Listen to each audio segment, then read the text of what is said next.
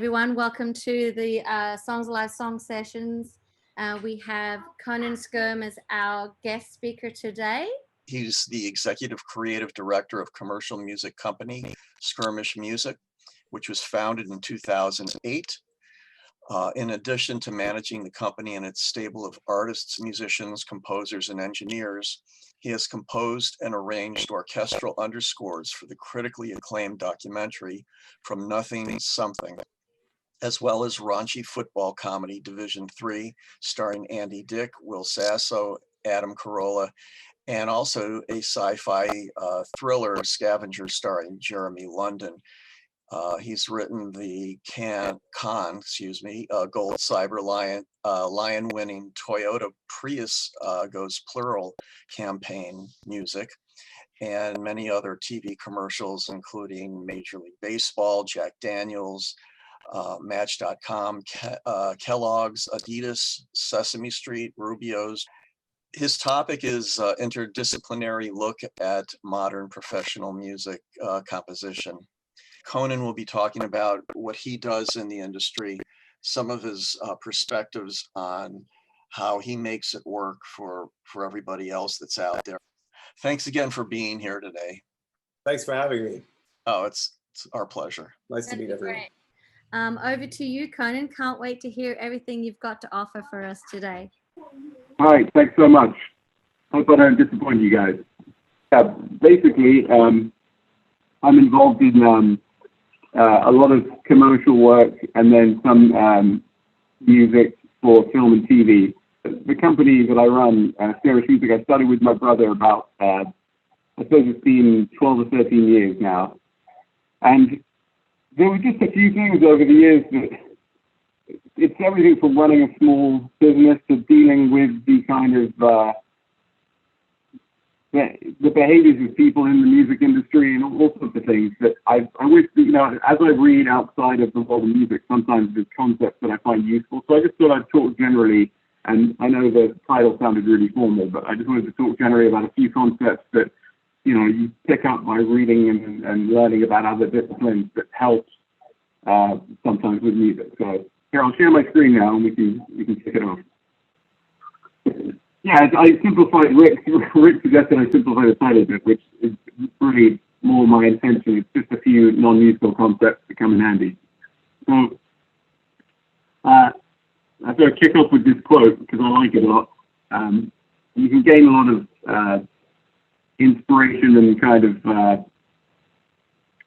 I guess you can gain a useful frame of mind by reading from the world of literature, people you like. But I think Ralph Waldo Emerson's great. So I'll read the quote for those who might not be able to see it right now. It's a Ralph Waldo Emerson quote, and it goes, "It is easy in the world to live after the world's opinion. It is easy in solitude to live after your own.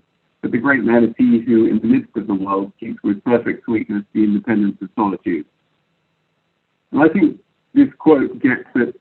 I mean, Emerson wrote a lot about independence and individuality, and I think that's been one of the prerequisites for, I think, anyone who has the inclination, what is already working in the world, in the music business. Because at any given moment, there's the zeitgeist and there's a mainstream, there's an idea that there's a mainstream taste that exists. I think it's interesting to keep your own sense of what you like and don't like, regardless of what people guess at what the mainstream likes. Because often, regardless of the style of music you're working with, there are things, I'm pretty sure that most people, although they may like, their mind gets formed around a contemporary style, there are things about lots of different types of music that people like. If they hear, there's that quote by Ellington or someone that says there's good music and bad music. It doesn't really matter what the style is. There's well-crafted stuff and stuff that's slightly lackluster. So if you can keep your own opinions intact and your own sense of what you think makes great music, regardless of what feedback you might get from executives on a specific project or what, I think it's helpful anyway. So I'll start reading a bit from the sheet here. But also I think it's important to figure out who you are. When when you start down any path, I think it's important to figure out what you're all about, what you like, and why you're doing what you're doing. And then you can kind of hang everything else off that. And so, basically, with your life in music, you want to, I started to wonder why I was writing music in the first place, or what my purpose was. You can ask yourself the same question about whatever style you write in, or whatever, if it's songs or underscore, or whatever it is. You can basically just ask, why do you write music in the first place? Is it simply because it's fun for you and gives you a visceral thrill or makes you feel good, or is there sort of an underlying mission to what you're doing? Is there a type of music that's currently underrepresented that you feel strongly you should work on to carry that torch? Have you got an idea for a new style or form of music that you want to devote yourself to bringing into the world? Do you want to have a positive effect on people in general by adding something to their lives, uplifting their thoughts and giving them 3 minutes of visceral escape to refresh and energize them? Or do you primarily want to try and be famous? Or do you mostly want recognition? Or do you want to be rich? Or do you want to say, I told you to someone? Or do you want to just generally provide for your family and you're already in the world of music and that's the best way you can do it? So I think there are obviously no wrong answers, and usually it's a combination of these things, but if you figure out the main drivers and the primary purpose for which you personally write music and want to be involved in this world or are involved in this world every day, then I think that's the starting point. So once you can see your musical purpose as it really is, you can kind of go about figuring out how to connect with the world of the music business or the particular audience you're aiming for, knowing what you're doing and what your mission is. So, the music business, the record business, and musical life in general, just knowing the portion that applies to what you're trying to do, and then figuring out how to interface with that particular segment of it, what the rules are, the business dynamics, all those kind of forces. And then it was also knowing what to say no to, because I realized a few years in that what my brother and I and our colleagues do is we're musical tailors, really. And so it's not necessarily about furthering a particular genre. It's trying to be interesting and original, but having to jump around to a bunch of different styles. Because in commercials, you get asked to do everything, the whole spectrum, classical, kind of, you could do a ragtime piece or a very current pop track, and you have to make it authentic and cool and original. It's like you have to write a whole range of things. So the tailoring analogy worked for me because it made me realize what to prioritize. The fact that you're serving someone else's needs. So anyway, this all stems from figuring out why you're writing the music you write.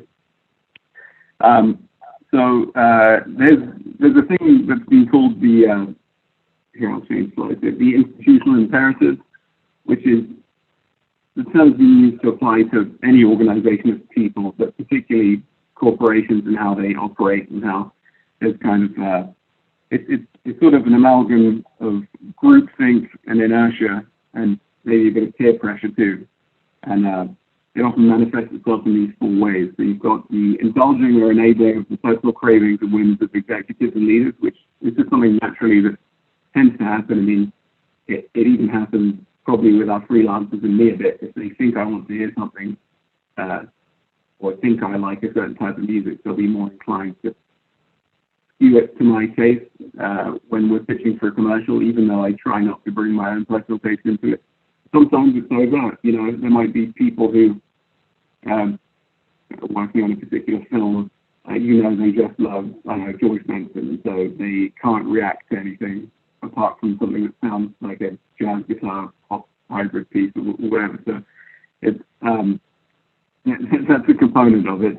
And then number two is the constant appearance of projects that use up any and all available funds, which also happens.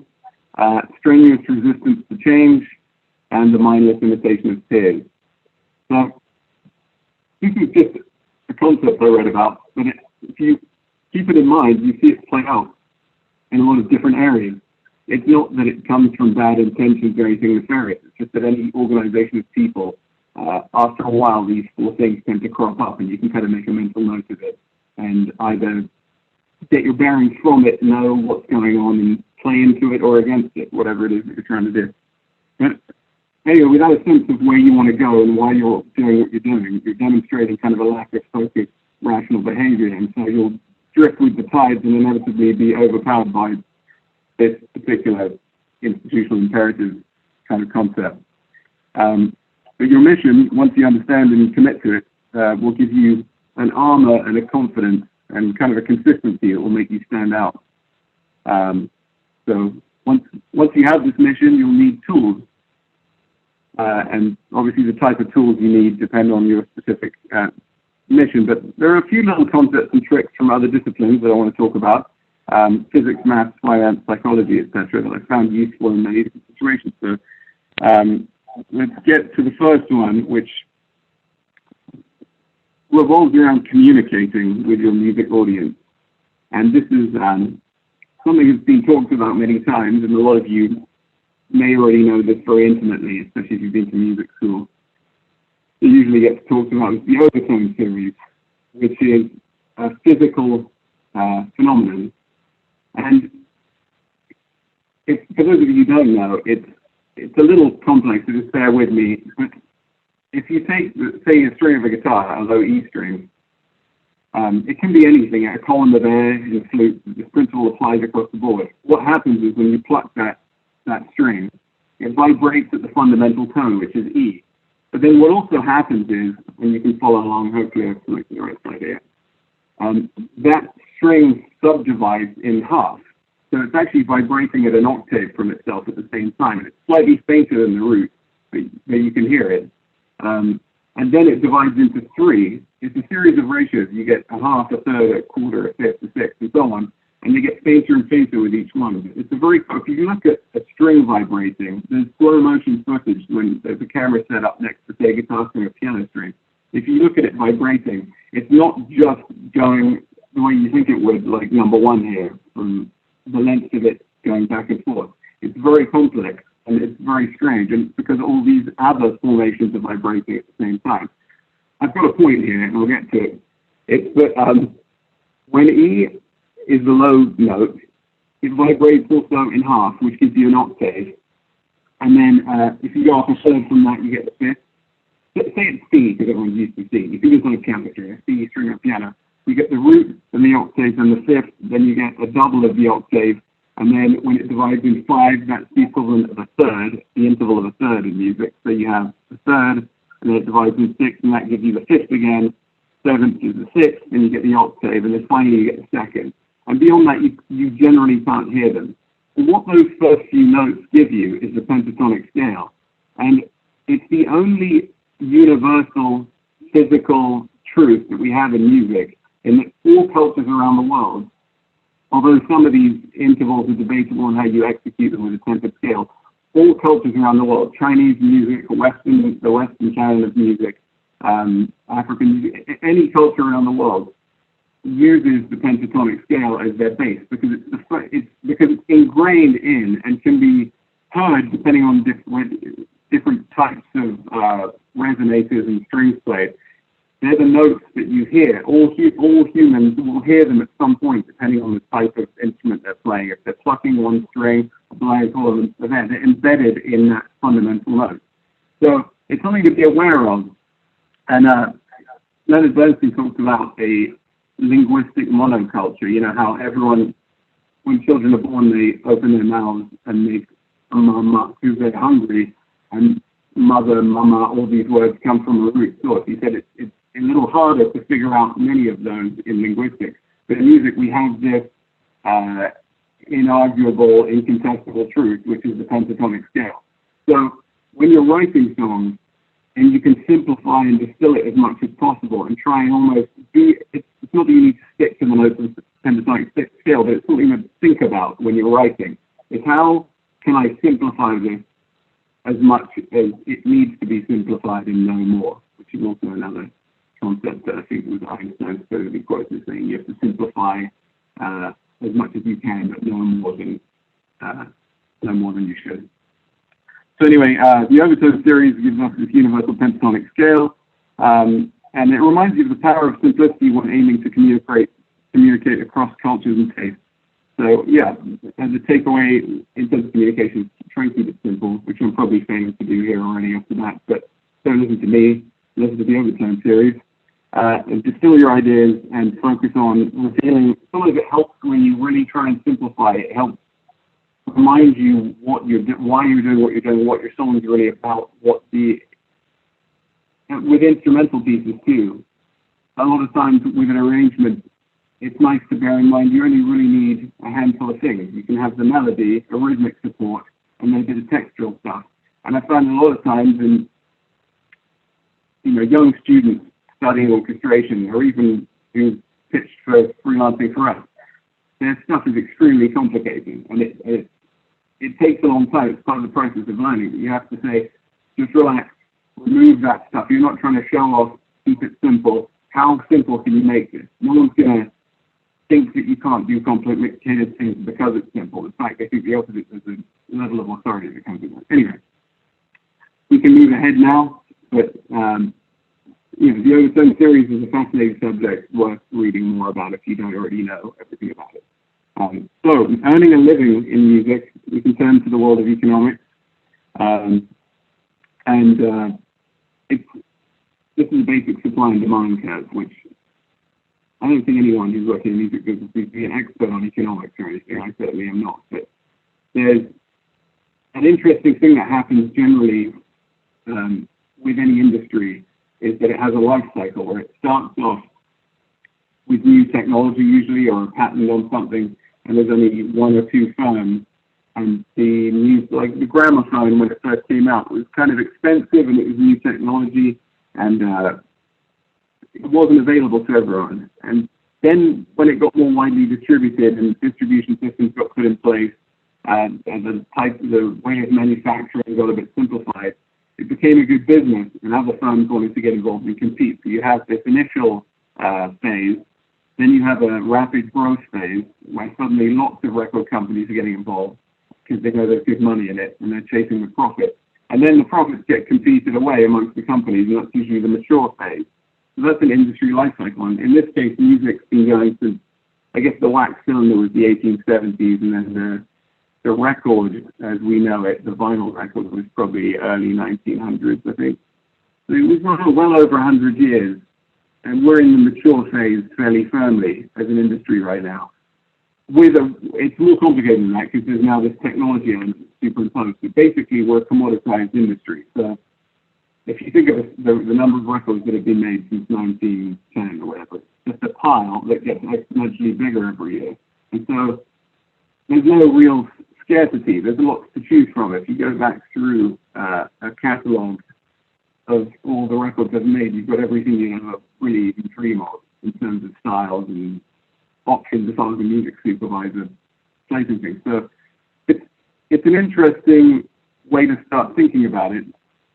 Apparently, so music total revenue now for the music industry is about, I could be wrong, I think it's 11 or 12 billion in the US, I believe. And 80% of that revenue now, or maybe more, is streaming. So this streaming is a new technology, but it still fits in the world of a mature commoditized industry. So we're not going to dwell too long on this, but basically, if you think about where we are in the cycle, you think, how traditionally have independent operators or companies dealt with being in a mature commoditized phase? And I'll elaborate on that a bit. So commoditized meaning prices have gone down, and more competition exists. So this is what I've got here is it's a right side supply shift, which means if you look, P is price and Q is quantity. Obviously, it's got a key here. Where S is versus S1, S would have been a phase ago, where you have higher prices and slightly less quantity. And now the supply curve shifts to the right with even more competition and lower in cost and things like that. And you have a lower price for more product. So the economics are not as good as they were a few decades ago. Record companies used to make money hand over fist. It's not that it's ever been easy, but there was people paid for a record, a physical record. And now they pay these license fees for streaming.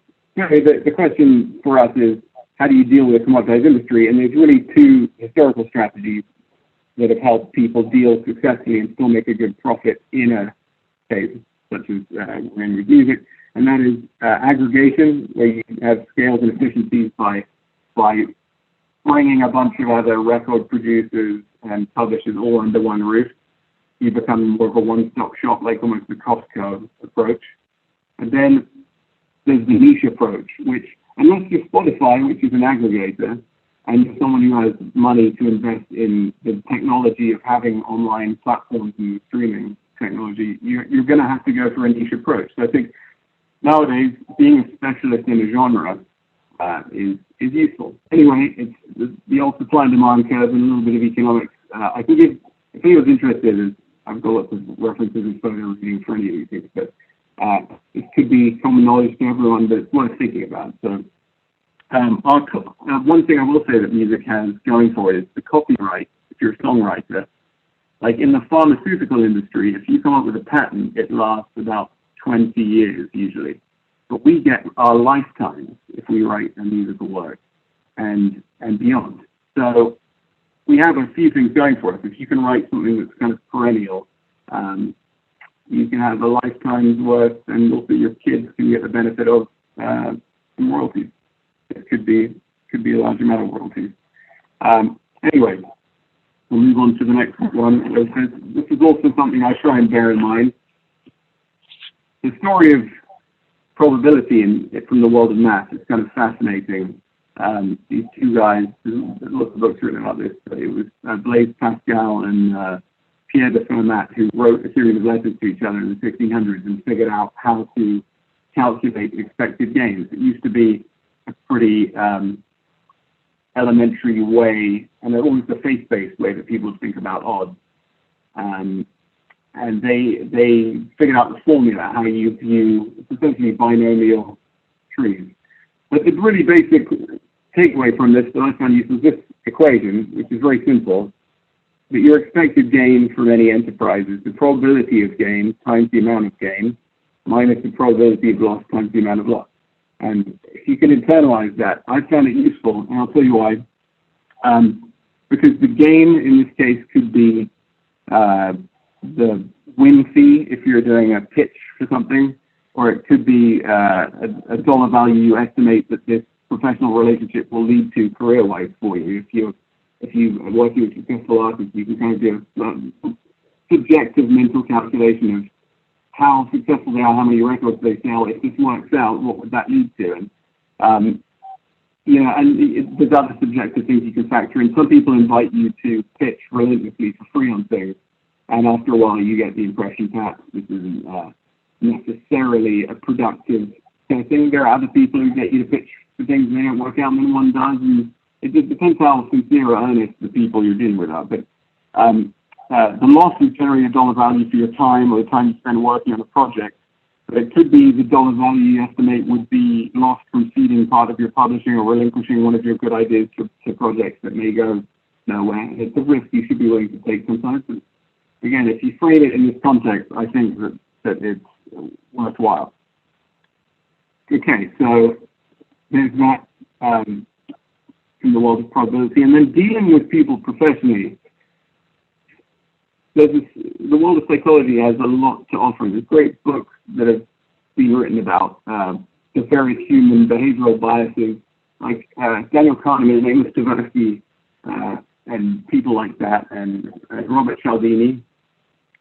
You can read pretty user-friendly work, and it's all stuff that will be familiar to you if you haven't already done. Maybe a lot of you have been deeply rooted in this world at some point in your life or studied it. But I'll just go through them here. There's a few that I think are really useful. Now, psychological inertia is a great one to bear in mind because it just reminds me that we can do more than we think we can. So we tend to become bogged down in process and protocol. And when I think about, when you look at, say, China, it makes me kind of excited because you see it reminds you how much people can do in a short period of time. There was something I saw where there was a bridge in Harvard Square in Boston that needed to be repaired, And there was a lot of discussion about it, and they were saying it would take 2 years to repair this bridge, and then they kept adding time on it. It was the whole thing. It wasn't even that big of a bridge. By the time the thing was repaired, it had taken 7 years from discussing it to executing it to repair a bridge in Boston. And in China, a bridge that was a very similar design, I think it was in Beijing, it took them 45 hours to repair the whole thing. And I'm not making a qualitative, maybe they were cutting corners, but either way, it was always impressive when you see people or places who are operating at a speed that is inspiring, because then it reminds you, what, with my day, I can perhaps pack it a bit more than I'm doing. I could write at least a song a day. And we work with people in the UK. My brother, on our roster, there's a guy, Will Phillips, who's collaborated with us, and he works, he co-wrote Stay With Me, the Sam Smith song. And he and Jimmy Nates, who was also a writer on that, I know they generally write a song a day, just like I think it was Stevie Wonder who used to suggest that. But, just getting it done and doing it. The psychological inertia is a real thing, and if you are aware of it, you can try your best to move past it. But and then the rest of this list here, there's these are deep-rooted psychological biases that are useful to be aware of. They can be benignly harnessed or used for commercial purposes if you want, but it's nice to be aware of it. So reciprocation tendency, that's the thinking behind free samples encourage the reciprocity of someone buying something. So pitching for free on things isn't something that's necessarily bad, because after a while there is a sense that people appreciate what you've done, and there's a give and take. But again, it depends on the people. Some people don't operate in a standard human psychological pattern, but it's the same way they give out chocolates for free at Steve's Candy or whatever, and everyone buys more when they're in there. Reciprocation tendency, it comes up a lot because there is a lot of pitching and more free work than there was 10 years ago involved in, I think, across the board in using that. Commitment and consistency bias. So once you declare something publicly, social pressure forces you to follow through on it and remain consistent with it. That's what commitment and consistency bias involves. And it's a good reason to get testimonials from clients and professionals, because then once they've publicly declared and endorsed you or mentioned you to somebody else with your prompting, they're more inclined to stand by their own comment about you. So it's nothing wrong with it. You're just getting them to declare it publicly, and then they're more likely to reinforce it because they don't want to feel as though they've made a false statement. Herd mentality is an obvious one, but there's pressure to do what everyone else is doing and not stray too far from the herd. You're given the responsibility of being a music executive. You are pretty afraid of being different and wrong. So the number of people who take gambles it's quite few. You've got to try and give them all the material they need to feel as though they're doing what's currently acceptable. And that can be your arrangement. You can have an interesting song idea, but if you're giving them something in your arrangement to convince them that they're not straying too far from the herd, that's part of the game a little bit, because there is at any given moment a zeitgeist or a popular style, if you're in the pop world, whatever it might be. It's kind of just a form of communication too with them. But there's a saying, there's a story which I think is kind of entertaining about an oil speculator who goes to heaven, and he's standing outside the gates, and St. Peter says to him, "I'm sorry, I can let you into the lobby, but unfortunately there's a lot of other oil speculators who are in the special room that we have set aside for oil speculators, so you can't go in that room with them right now, but you can hang out in the lobby. I'm sorry, it's full right now."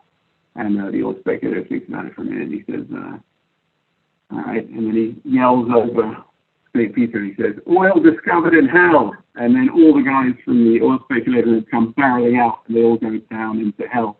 And St. Peter says, "All right, well, you can come on in now, the room's all yours."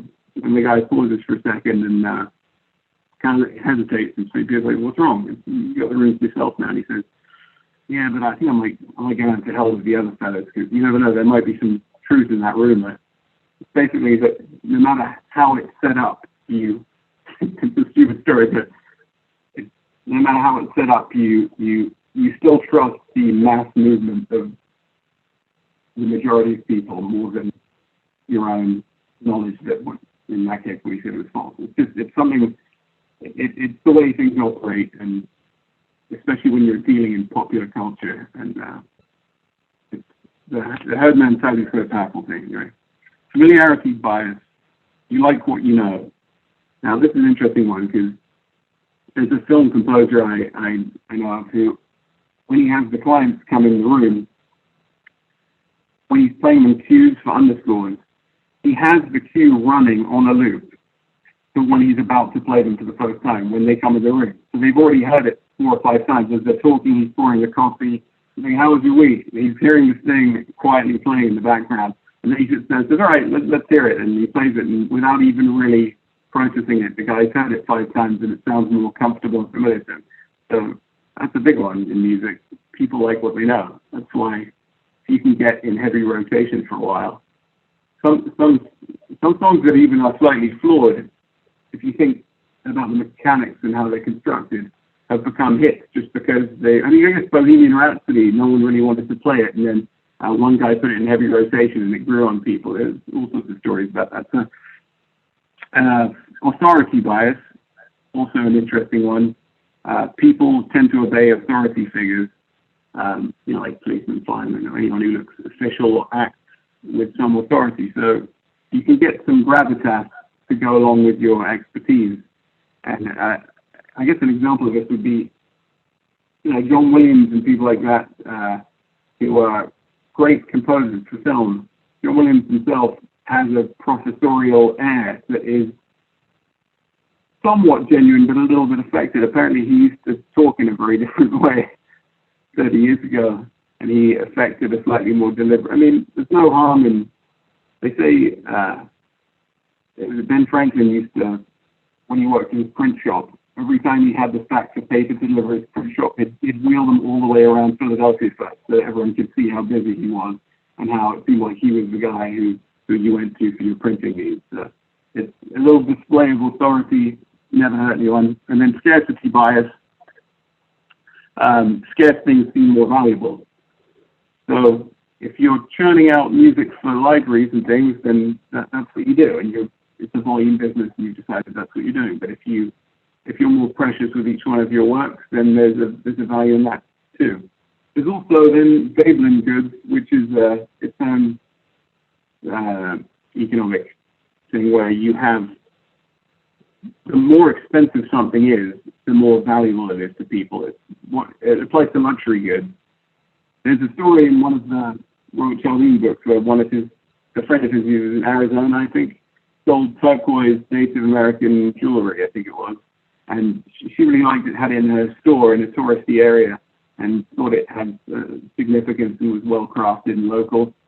And she sold it at a medium price, but she couldn't sell any of them. And the tourist season was almost over, and she took a vacation.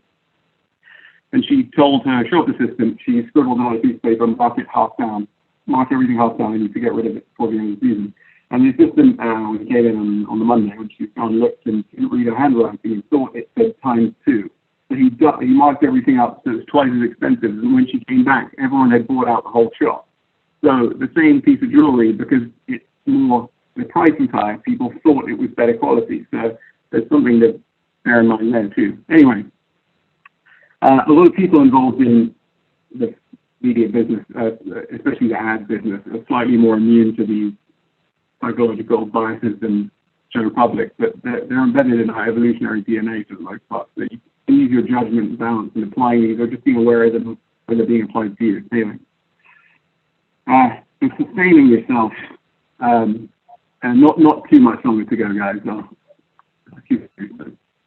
I found that due to the intermittent nature, we have I suppose more of a volume business because we're regularly getting work in for either license or scoring, but there are still, it's not a smooth, not like being a grocery store or something. You don't get people coming in the door every day to buy your product. There are some weeks and some months where, you've got to sustain yourself if you're doing music full time or thinking about it, committing to it that way. You need to be aware of of that it can be intermittent. And from finance, anyway, the main concept that I wanted to talk about here was compounding, which is kind of an awareness of the exponential or logarithmic nature of life. Because things can really, I used to think that things worked in more of an additive way, but generally, if you're moving in the right direction or you're taking positive steps to practice music or meet people every day, it's an exponential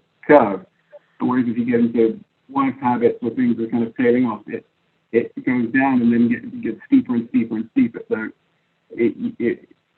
making small incremental gains every day in whatever it is you're doing is important. So I like this story about the chessboard. There was apparently an Indian minister ages ago who invented chess, and he had the chessboard, and he got this the king or the ruler of his region addicted to chess. And the ruler said, "Listen, I'll give you anything you want. This is my favorite game. Thank you for inventing it. What can I get you?" And the guy said, "Well, all I want you to do is put 1 grain of rice on the first square of a chessboard, and then a second 2 on the next, and just double it until you fill up the chessboard with grains of rice." And the guy said, "That's what you want?" He said, "I'm willing to give you anything, and you want me to just put a bunch of grains of rice on the chessboard?" He said, "That's what I want." And so he went away, and he realized shortly after he'd just basically given away the entire kingdom. Because if you look at the way things add up in compounding, when you're doubling and doubling, it gets pretty out of control quickly. So that on square 57, you've got more than 10 to the 17th. That's 100 quadrillion odd. So it's a powerful thing. And the compounding, like I said, applies to regular practice in your musicianship, assimilation of knowledge if you're learning about, continuing to learn about the business and music. It's growing your professional circle through regularly meeting with and working with other music professionals, executives. So if you meet one person, you're making an impression and you're trying to do it on a regular basis, people get to know you and know what you're about. And if you're consistent in your approach, they know where to find you. And so there's a compounding where you meet one person, they tell 2 people about you, and then it's not as much as it would be in other areas, but it still applies. So if you think about everything in a consistent long-term way, the compounding effect will kick in whatever it is you're doing. So yeah, let me see if there's one more slide here. This is a curve. This is a compounding curve. The first few squares of the chessboard, it just looks like you're adding a bunch of grains of rice, and it's not that impressive. But then when you get about halfway, it skyrockets. So it really is, if you can find something and commit to it and keep at it for a long enough time. This is Malcolm Gladwell's 10,000 hours. I think 10,000 hours may be the point at which the curve takes off. So, yeah, and then general things, and then I'll stop and we can get to questions. These are just things I find. I've started, if you're interested in the world of investment too, compounding applies there. And what I found very interesting is when, because we have retained earnings from a company, and if there's a month or 2 where there's less work coming in than is required, it's nice to have some facility with investing and keeping the funds growing. And yet, so you can get knowledge of basic financial accounting. I found quite useful to me because then it allows you to read 10Ks, these annual reports. You can get any publicly traded media company. There's 3 big music publishers that are publicly traded. And then there's all the studios like Disney, Amazon. You can get their annual report, and it tells you all the risks, what they're expecting about the industry. They have to because it's mandated by the SEC. So if you have basic knowledge of financial accounting, which doesn't take too long to get, and you're willing to read these reports where the CEOs are laying out their plans for the year, you kind of have a sense of what's going on in the business, and it's actually strategically really useful. You can read Variety, Billboard, Hollywood reports, and that maybe more applies to the film, TV world, which is what I'm involved in, but applies to songs as well, Billboard for sure. And then if investing's already a thing, I just make sure that you're all taken care of. The dollar cost averaging into the no-load S&P 500 index fund is a wise strategy, so we don't all end up as starving musicians. And then music, making sure you stay on track with practicing your instrument, your singing, maintaining ongoing musicianship theory studies and following a consistent plan, because it really gives you the confidence and helps you solve musical problems. If you're writing a song and there's and you have an awareness of all the great works and general solutions and the harmonic structures of things and the theory behind it. I think it's really, really useful. And then reading and writing music regularly. If you can write your own lead sheet, I think that is great to do. Study and play the great works with whatever masters you turn you on. And then health, just getting outside every day in studios, probably a lot of us home studios, writing, playing music, using our DAWs, audio workstations. You need a bit of fresh air. And, I'm doing this for 12 years now, and the first couple of years it takes a while to get used to the freelance and being in a studio all day lifestyle.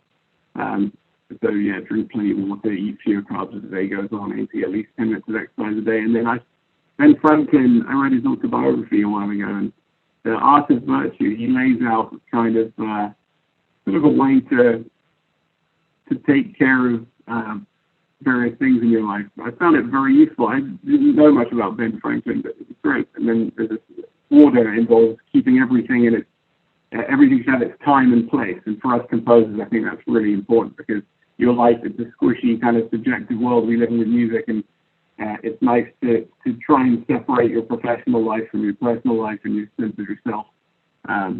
So anyway, do all the things that you know deep down are good for you, a few of the things that harm you, and enjoy yourself. And that pretty much concludes the talk here. So thanks for listening. Thank you so much, Conan. That's great. Oh, no way. I want to thank you, Conan, for being our guest speaker today. It's been an absolute pleasure. We've had you in the past, and it's so good to have you here again. So thank you. If everyone can, let's do a real applause. Real applause. Cheers, guys. Thank you. Thanks, Conan.